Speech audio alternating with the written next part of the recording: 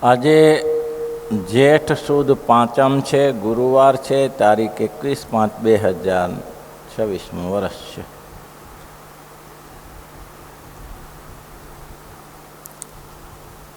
પ્રશ્ન વચનામૃત મધ્યનું બીજું છે. એક વચનામૃત આપણે ગઈકાલે પૂરું કર્યું.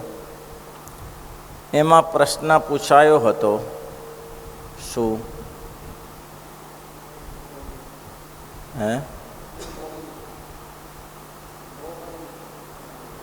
મોહનું શું રૂપ છે, મોહ ઉત્પન્ન ક્યાંથી થાય છે ને મોહની નિવૃત્તિ કેવી થાય? વાહ, નીતિનભાઈ યાદ રાખ્યો, ધન્યવાદ.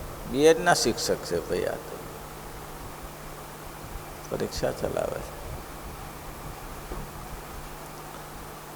એની નિવૃત્તિ પણ બતાવી, એની ઉત્પત્તિ પણ બતાવી કે મહારાજ કે ઉત્પત્તિ થાય છે પંચ વિષયો થકી. શેની? મોહની ઉત્પત્તિ પંચ વિષયો થકી થાય છે. આપણે બેઠા છીએ અને કોઈ વસ્તુ આપણે કરવાની હોય તો એનું ચિંતન, આપણે લેવાની હોય કે દેવાની હોય તો એનું ચિંતન થાય છે. પણ ત્યારે જો આત્મજ્ઞાની હોય તેવો વિચાર કરે. શું વિચાર કરે? કે આ મારી સાથે આવશે, આ જે વસ્તુનું ચિંતન કરું છું એ મારી સાથે આવશે? તો કે નહીં આવે. તો પછી શું કરવા માટે ટાઈમ વેસ્ટ કરું છું એના માટે? એટલે તો ઘણીવાર એવા વિચારો આવે કે શું કરવા ઝંઝટ કરીએ છીએ લેવા દેવા વગર. ઠીક છે, કરવું પડે, કરીએ છીએ, પણ એનું ચિંતન, એનું મનન હજી એમ થયા કરે કે જેવું વિષયનું ચિંતન થાય છે એવું ઈશ્વરનું ચિંતન થતું નથી. કર્યા કરતા હોય, ભજન કરી, ભક્તિ કરી, કીર્તનો કરીએ, માળા કરીએ, જપ કરીએ, પાઠ કરીએ, બધું કરીએ, પણ જેવી પેમાં લગ્ની લાગી છે એવી આમાં લગ્ની લાગી નથી. સંતોએ કહ્યું, લગ્ની લાગી રે સખી, લગ્ની લાગી, લગ્ની લાગી રે સખી, સખી સાંભળિયા સંગાથે, સખી સાંભળિયા સંગાથે મારે લગ્ની લાગી, સખી સાંભળિયા સંગાથે, સખી લગ્ની લાગી રે મારે લગ્ની લાગી. આ ગોપીઓની પ્રેમની વાત છે. વૃંદાવનની વાટે જાતા કુળલ જા ત્યાગી, વૃંદાવનની વાટે જાતા કુળલ જા. એ વાંસળી વગાડતા જોયા, વાંસળી વગાડતા જોયા શ્યામ સોહાગી, વાંસળી વગાડતા જોયા લગની લાગી રે મારે લગની લાગી. આ છે પ્રીતિ. ભગવાનની વાંસળી વાગે અને રાત્રે 2 વાગે ગોપીઓ જંગલમાં ભેગી થઈ જાય, પોતાના છોકરાને છોડી દે, પતિને છોડી દે, ગાયો ભેંસોને છોડી દે, સંબંધીઓને છોડી દે. ગોરસે મથતા ગોપિકાને જુએ વાલાની વાટ, અરે હમણાં આવે મુજને બોલાવે, એમ તલફે દિવસ. એવું છે, તલફલાટ છે, વાતો થાય છે ભાલી. મુક્તાનંદ કે મોહન વરને, મુક્તાનંદ કહે પળે કનારો ન મેલું વાલો, મુક્તાનંદ કહે પળે કનારો ન મેલું વાલો. ઓ શિરને સાટે ક્યાંથી મળે, શ્રીને સાટે ક્યાંથી મળે નંદનો લાલો, શ્રીને સાટે ક્યાંથી મળે, શ્રીને સાટે. 100 માથા જાતા રે સોંગા છોગાડા.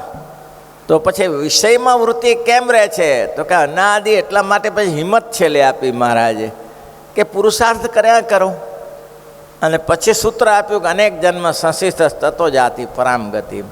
કદાચ ને એવું બનશે.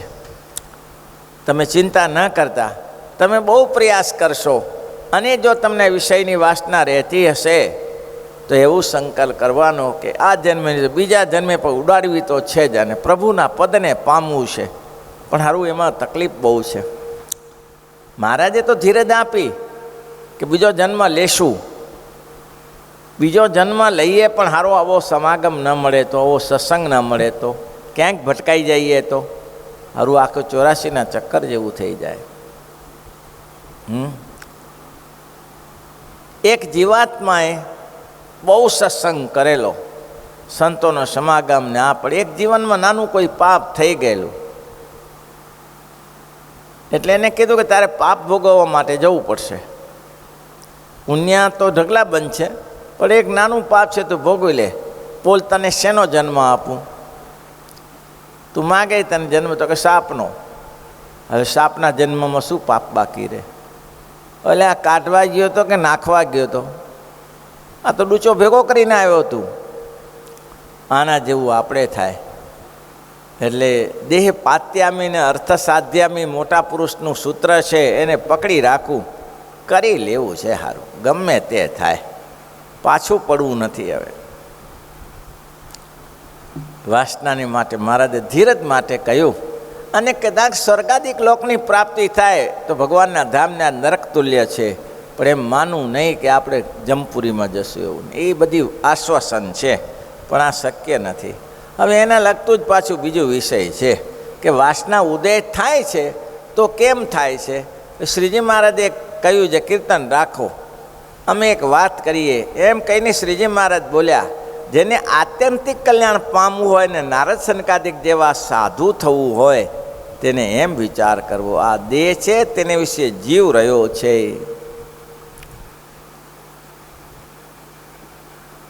જીવને રહ્યાનું સ્થાન જીવને દેહનું છે.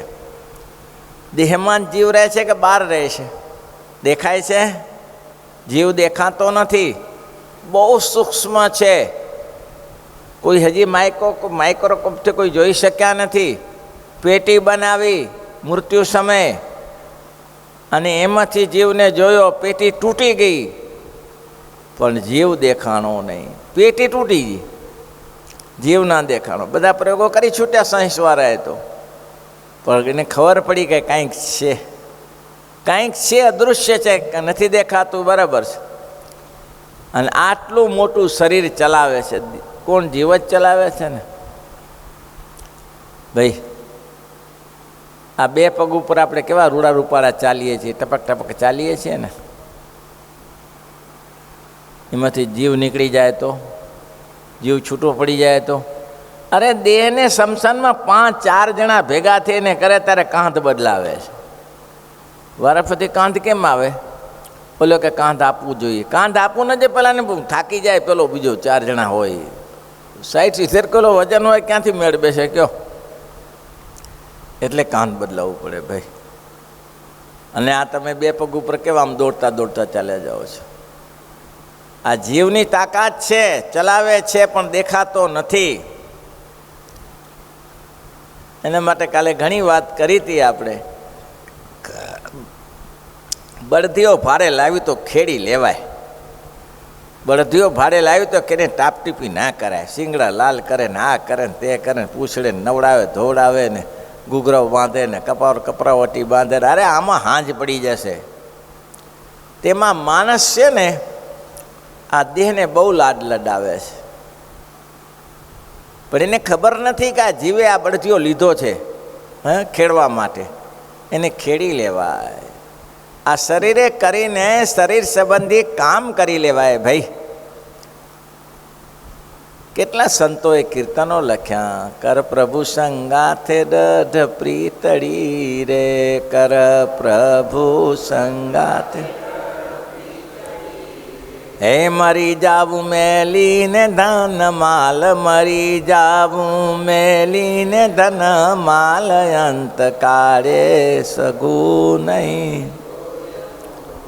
હે સુખ સપના જેવું છે સંસારનું રે, સુખ સપના. હે તેને જાત ન લાગે વાર, અંત કાળે સગું નહીં કોઈનું રે. ને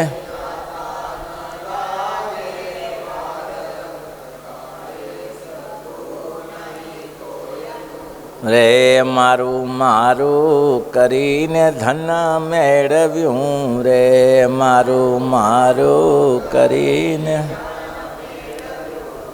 હે તેમાં તારું નથી તલવાર, અંત કાળે સગું નહીં કોઈનું રે. તેમાં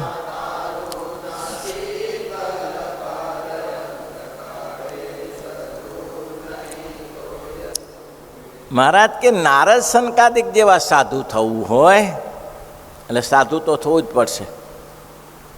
ગ્રસ્ત હોય કે ત્યાગી હોય તેને સાધુ થવું પડે. સાધુ એટલે સાધુના લક્ષણો રાખવા પડે. ગ્રસ્તાશ્રમમાં રહેતા હોય પણ નિયમ તો સાધુ જેવા રાખે તો જ સાધુ કહેવાય.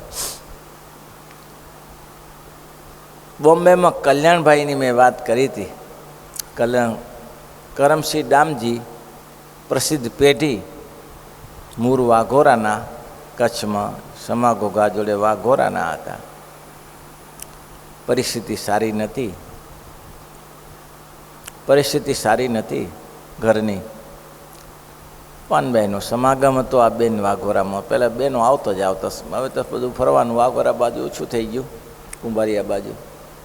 પહેલાં એ જ એરિયો મુખ્ય ગણાતો, અનાજ પાણી માટે એ જ ગણાતો. અને પાક્યાય સુરવીર. એ વાઘોરામાં લાધાજી ઠાકોર હતા, લાધુ બાપુ હતા, દરબાર હતા. હરિકૃષ્ણ મહારાજની જ્યારે પ્રતિષ્ઠા કરવાની હતી ત્યારે કોઈકે ચડાવ્યા કે આ નન્નાળદેવની સાથે હરિકૃષ્ણ મહારાજ પધરાવે છે, એ તો આપતકાળના આવશે. કેમ કે એને જ્યારે પહેલે મૂર્તિ પછી શકર તારા બાપ ગયો અને હવે તારો વારો છે, રાજા વાજાના વાંદરા.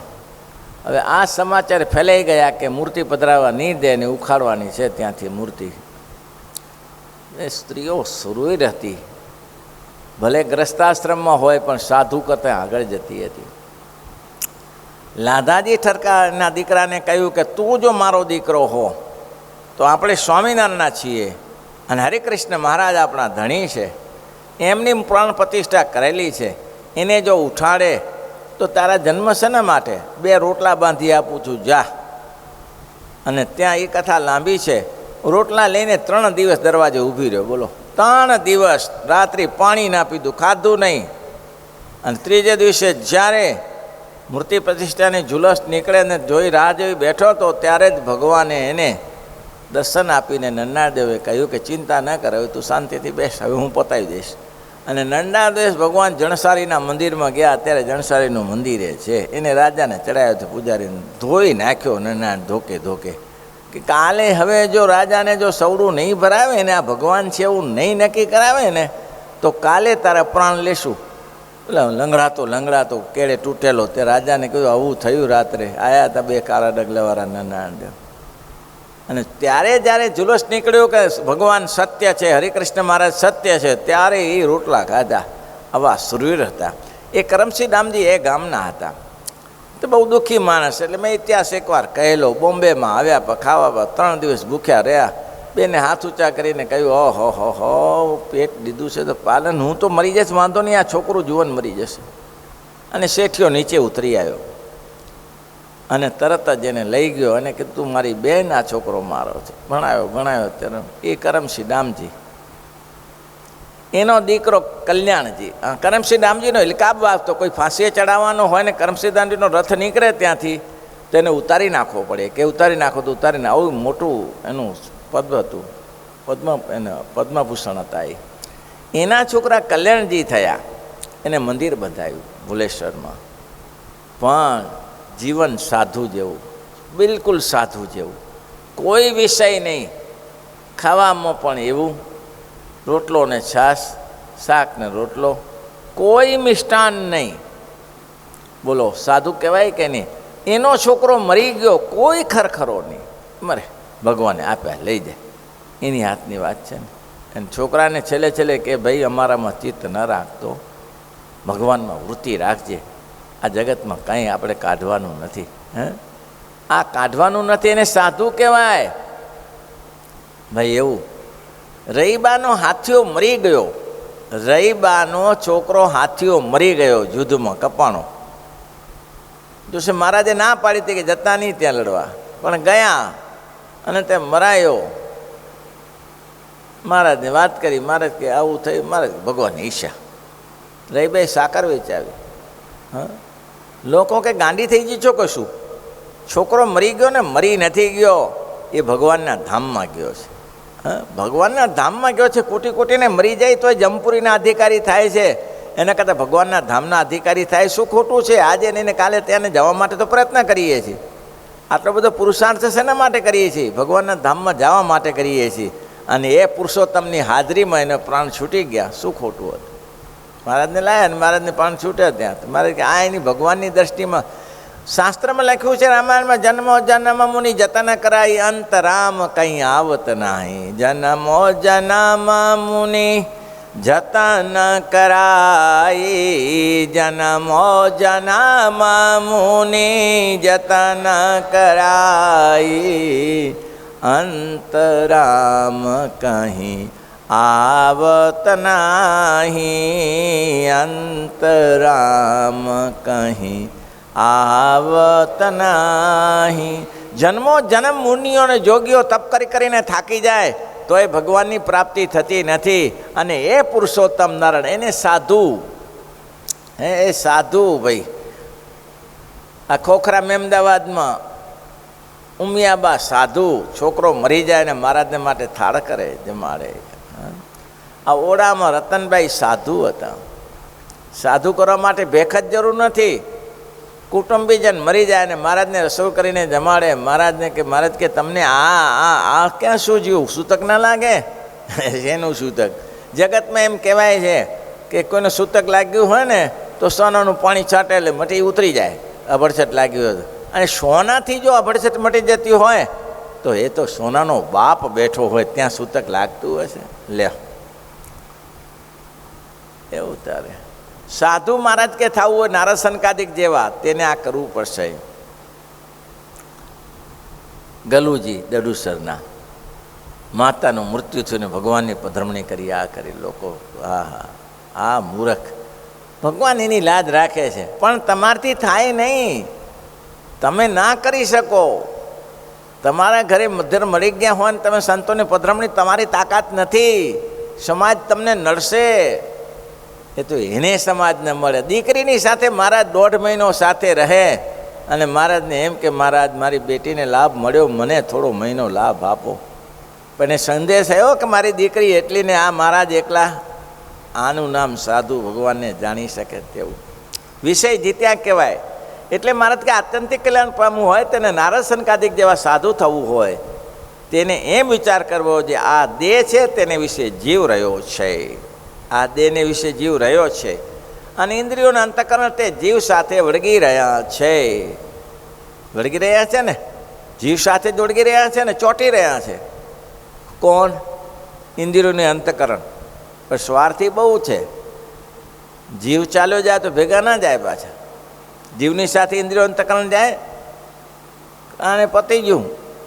આ દેહની અંદર જીવ રહ્યો છે અને જીવની સાથે ઇન્દ્રિયોને અંતઃકરણ જોડાઈ રહ્યા છે. અને કેવા છે પાછા?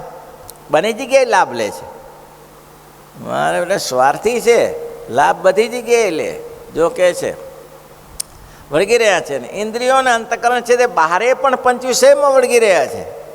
હા, બહારે 25માં લાગી રહ્યા છે. આ બાજુથી લાભ લેવાનો ને આ બાજુથી લેવાનો, ને જીવનો લાભ લેવાનો ને વિષયોનો લાભ લેવાનો. આવા લાભાન્વિત છે આ તો બધા. સાવધાન રહેવું પડે. ઘણા લોકોને આને આમ ચડાવે ને આને આમ ચડાવે અને વેચમાં લાભ લે. હા, આની પાસે આમ ઝઘડો કરાવે, આને આમ ઝઘડો કરાવે, વેચમાં લાભ લે. આ ઇન્દ્રિયો અંતઃકરણ એવા છે. જીવને કે ચિંતા ન કરતા અમે તારી સાથે રહ્યા છીએ અને ચારે બાજુ ભટકે. પતિવ્રતા સ્ત્રી હોય, પતિવ્રતા મેં ખરા દ્રષ્ટાંત આપ્યું હતું. પતિવ્રતા સ્ત્રી હોય તો પતિ સિવાય કોઈનું સેવન ના કરે.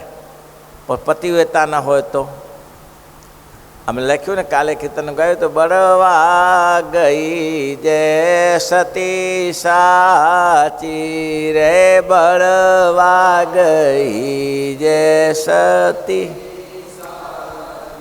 રે, રોમા રોમા પ્રિયા સંગરાચી રે, રોમા રોમા પ્રિયા તે પરમ જઈ નવરે પાછી, તે પળમાં જઈના છી કે ધરિયા અંતર ગિરધારી કે ધરિયા ઈ જો પડમાંથી પાછી આવે જો પડમાંથી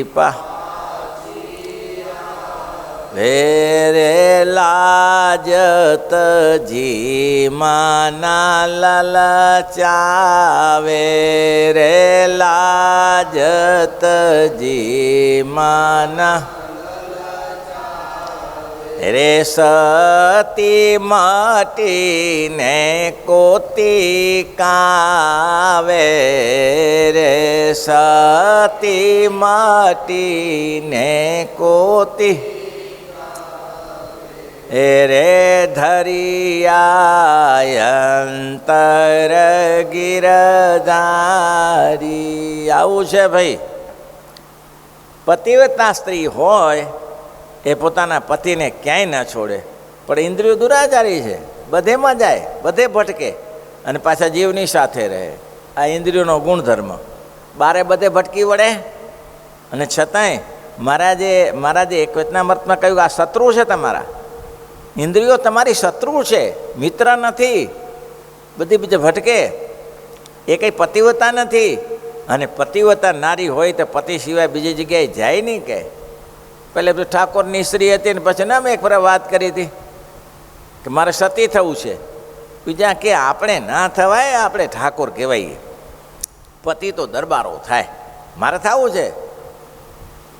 અને પતિ મરી ગયો, મારે ઠાકોર થયો, તમે શું ના રોકો? તે બધાએ માતાનો ડ્રેસ પહેરાયો પતિવ્રતાનો સતીનો, અને સતીનો ડ્રેસ પહેરાવીને લઈ ગયા, આગળ કરીને ચલાવી સંસન સુધી લઈ ગયા.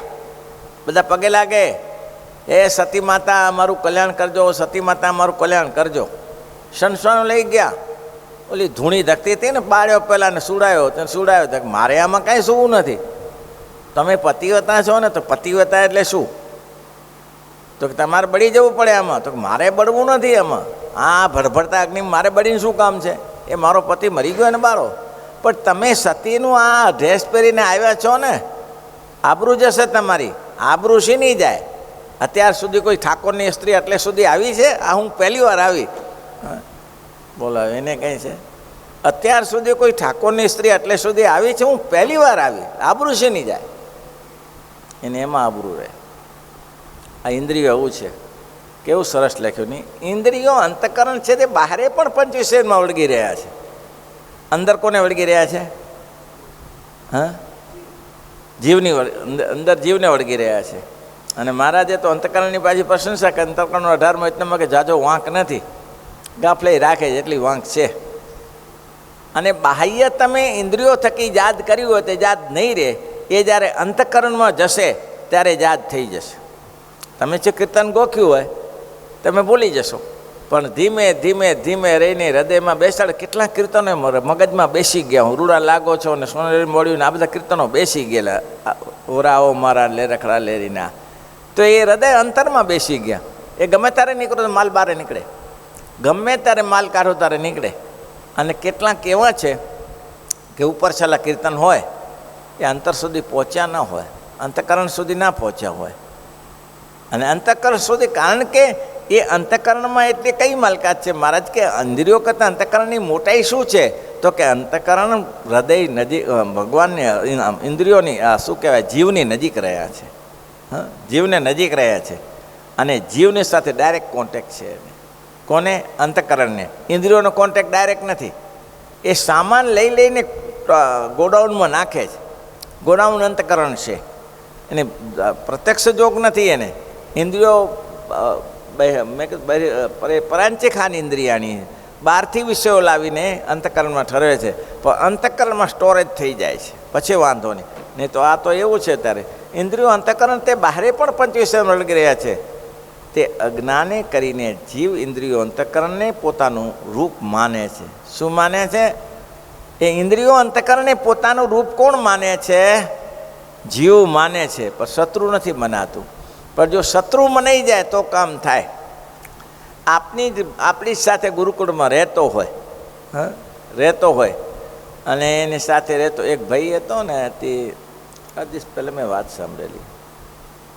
એક ભાઈની પાસે 2000 કોરી સમજો, કોરી પહેલાં કોલીનું ચરણ હતું, કોરી હતી. પછી એક લૂંટારો હતો, ચોર, ડાકુ. એને થયું કે આની મિત્રતા કરવા જેવી છે. હવે એની મિત્રતા નથી કરવી, તો એને હાથ આવે તો પેલા લઈ લેવાતા. 2000 કોરીઓ લઈ લેવી હતી. એટલે એ સાથે ને સાથે રહે, સેવા કરે, પાણી ભરી આપે, આ કરે તે કરે, પણ લાગ જોયા કરે. શું લાગ જોયા કરે? હાથમાં આવે તો કોરીઓ લઈ જાવે છે. પેલો જ્યારે નાવા જાય ત્યારે બધું ફંફેડી લે. હારો પૈસા દેખાય નહીં. નાવા જાય ને ત્યારે બધું ફંફેડી લે. થેલી તપાસે, પોટલું તપાસી લે, પૈસા હારાય નહીં જોડે. પાછા પતી જાય, પાછા ગણીને આપે, જા આટલું બજારમાંથી લેતો. તો લોકો આ પૈસા રાખે છે ક્યાં હારો? કે પૈસા ક્યાં રાખે છે? હું બધું ફેંદી વળું છું, પૈસા મળતા નથી, અને પાછો નાહી ધોઈને આવે ત્યારે પૈસા આપી દે છે. હું નાવા જાઉં. પછી 7 દિવસ થઈ ગયા, હવે તો દ્વારકા પહોંચી ગયા. એટલે પછી એને કીધું કે ભાઈ સાહેબ, હું કંઈ તારો સંગી નથી, સત્સંગી નથી. મારી તો ઈચ્છા એક જ હતી કે તારી પાસેથી 2000 પડાવવા હતા, પણ તું જેનો પડાવી શકે કે મારી સાથે. પણ તારી પાસે એવું શું યાદુ હતું કે મને પૈસા ન મળ્યા? ખરી વાત એમ છે ત્યારે કે હા, તું કંઈ મારી પાસે ફાવે એવું નથી કે. પછી કે પણ વાત તો બતાવો કે હવે તો પૂરું થઈ ગયું, હવે તો હું તારી સાથે છૂટો પડું છું. તો તે પૈસા રાખ્યા ક્યાં હતા? તો કે એમ હતું, તું જ્યારે આગો પાછો થતો હતો ને, તારા ઓશિકા નીચે મૂકી દેતો હતો.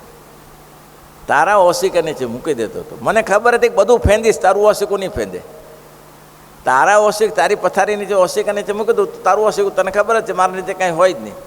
એના ઓશિકા નીચે મૂકી દે, અને તું પાછો નાવા જા તો કાઢી લઉં, હું તારથી પહેલો નાહી લઉં છું. બોલો, પકડાય કોઈ દિવસે? આવું છે ભાઈ. ગમે તેવો તમારી સાથે રહેતો હોય, બરાબર, તે ઇન્દ્રિયો તમારી સાથે રહે છે, પણ એલો ડાકુ હતો ને એના જેમ જ છે. લાગ જોઈને બેઠા છે. બોલો, લાગ ન પામી શક્યો, પણ ઇન્દ્રિયો અંતઃકરણ તો ઠીક છે, પણ ઇન્દ્રિયો લાગ જોઈને બેઠી છે કે હાથમાં આવે ને તો પડાવી લેવાનું. અને જેવી ઇન્દ્રિયો ગાફલ, સ્ટેજ જો અંતઃકરણ ગાફલ રહે ને તો ઇન્દ્રિયો ચડી બેસે. ગાફલ રહે તો ઇન્દ્રિયો ચડી બેસે. એ તો એના માટે જ બેઠી છે. ઇન્દ્રિયો શું કરવા માટે બેઠી છે? જીવની ગાફલાઈ, એની સાથે થોડી અંતઃકરણની ગાફલાઈ. જીવ કે કંઈ વાંધો નહીં. તમને સાદું દ્રષ્ટાંત આપું. તમારા ગ્રસ્તાશ્રમીના છોકરા હોય, 5 દીકરી ઉપર એક છોકરો આવ્યો હોય, પછી એને કેટલું લાલન પાલન પોષણ કરે ને, રમાડે, ફેરવે, ખાય, જોતું જે જોઈએ તે આપે, જે જોઈએ તે આપે. સુખી માણસો જે કે ગાડી લઈ આપે, જે કોઈ આપે, સાયકલ લઈ આપે, જે કોઈ એ કરે આપે. વંઠી જાય એમ તમે કરવા જાઓ તો વંઠી જાય. સમજો છો ને? કોઈનો ન રહે. પછી બાપને હાથ ઉગામતા વાર ન લાગે, એ બાપને લાકડી લઈને મારતા વાર ન લાગે. કેમ? એને પંપાડીને રાખ્યો, એ તમારો શત્રુ થઈને બેસે. તમે ઇન્દ્રિયોને પંપાડીને રાખશો તો ઇન્દ્રિયો શત્રુ થઈને બેસશે. એ તમને લાભ નહીં આપે. પણ લાકડી લઈને બેસો, જા તો ખરી. ક્યાં જાય તો ખરી. આવા ખોટા વિષય વિચાર કરે છે. આવી જાય ત્યારે તો તમારે વશ થઈને વરસશે. તમને એમ થાય કે આજે ભજીયા ખાવા છે, તો પેલા કચરા ભગતનું દર્શન યાદ રાખવું. કચરા ભગત એમ તો થાક્યા છીએ, ઘરે જઈને ગોળ થોડો ખાઈને થોડો આરામ કરીશું. ભગતને વિચાર આવ્યો, હું સ્વામિનારાયણ ભગવાનનો ભક્ત છું અને મને ગોળ ખાવાનો વિચાર આવે છે. આ વૃત્તિ મારી જાય જ કેમ? ત્યાં બધે પોદરો કરે નાખ્યો મોઢામાં, એટલે ગોળ જ ખાવો છે ને. લોકો કે આવું થાય, તમારાથી થાય? કરો ને તમે, તમારાથી થતું હોય. એ કચરા ભગત કરી શકે.